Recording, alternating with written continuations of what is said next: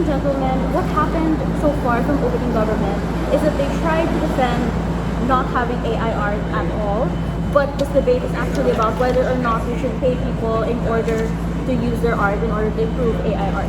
So what this debate is essentially about is not necessarily going against the idea of having AI artists as a whole, but it's talking about whether or not we should pay people in order to be able to improve the AI art that we have today. And that's exactly what our stance is.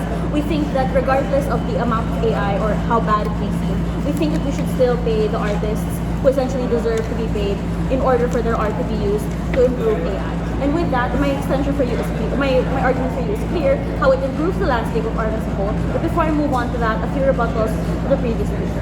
The first thing that they said is that some people suck at using art. First, if you suck, then you can use AI to help you get better, and that is actually like a benefit of using AI art.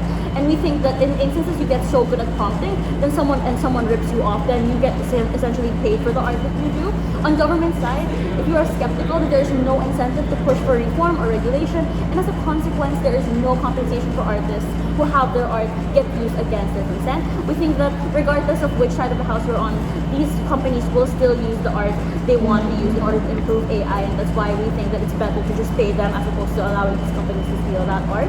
On side off, that's less likely to happen when you are pessimistic. That's why my partner's POI was so important to push artists to get to some degree of compensation.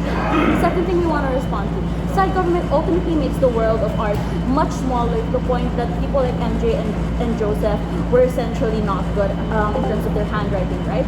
Because they're able to and at the end of the day, they're able to generate art. AI is just a means to an end and not an end in itself. So art is just a tool that is meant to help you make art and perpetuate better art at the end of the day.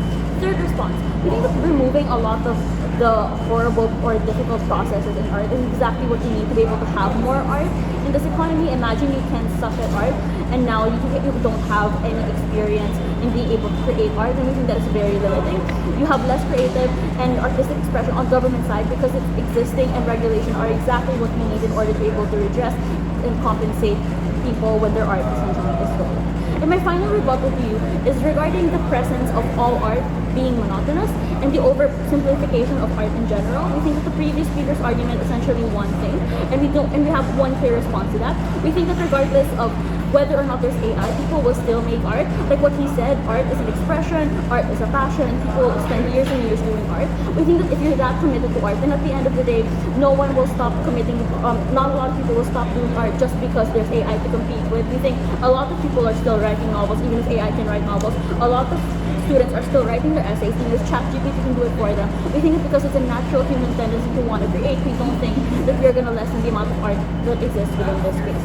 And with that, my first argument as opening oppositions are always clear. We think that paying through compatibilism improves the landscape of art as a whole.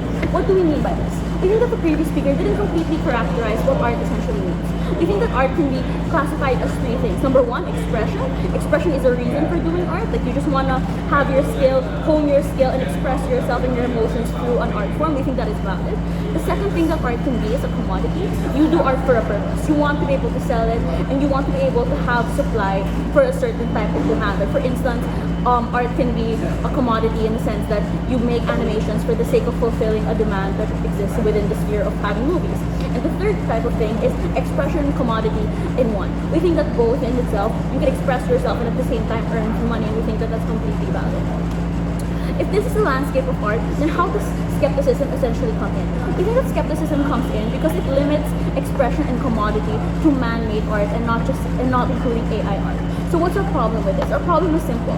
We think that even if you don't pay them, they'll use the art regardless. We think that there's multiple types of art. Therefore, the claim to property is weak because the art has essentially to be publicized. Right? The purpose of art is to be public, and we think that because of that, the claim to property is weak and it can be stolen really easily. It can be still stolen in private because you won't know that your art was included within someone's system. They don't have to publicize that. So why is this a problem than just paying the artist? We think that it's better if you just pay the artist because at least you respect the artist by treating your art as a commodity, as a supply for a specific demand. The demand here is for AI art, and the supply here is the art coming from the artist to make the AI better. We think that in this way, principally it's okay because when you buy art, you can use it for a specific purpose, and so long as you don't claim that you did it and you credit the artist and pay them, then it's better than promoting just straight up stealing from these artists. So how do we improve this landscape? We improve the landscape because we essentially encourage artists to be able to create more things and to be able to earn more and be more recognized by people. And the question then becomes, why do we want AI to be accessible anyway?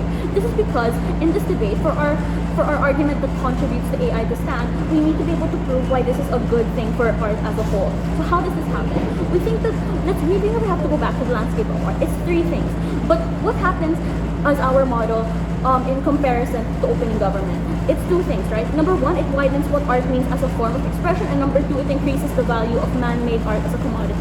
So we target both classifications of art and make them better. Number one, how it widens the meaning of art as an expression.